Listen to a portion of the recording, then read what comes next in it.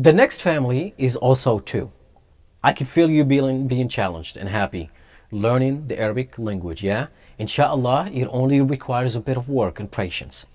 So you are learning the language of the paradise. So be patient, inshallah you'll get it.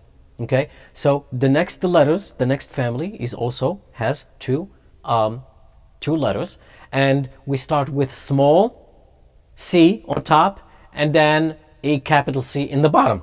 So small c on the line and a capital C on the bottom. Small c, capital C. It's easy, huh? So small c and down with the capital C and you're done. So do we add a dot to the first one? No, good job. Do we add a dot to the second one? Yes, fantastic.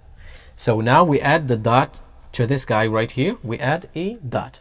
Okay, so okay, the first one is called, it's easy, the first one is called ʿayn.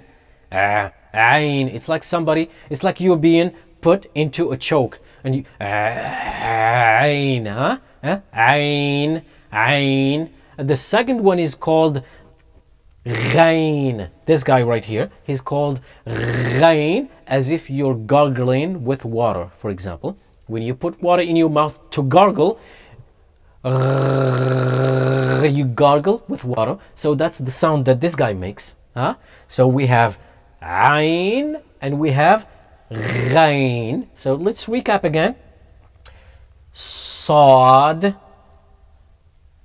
dad, ta, dha, ዐyn, and the last one is ghayn.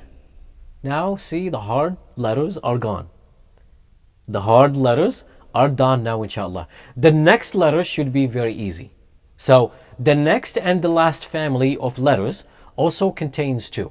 So let's see, the first one gets 1 dot, right? Unlike the previous. So the first one gets 1 dot unlike the previous. So let's check it out.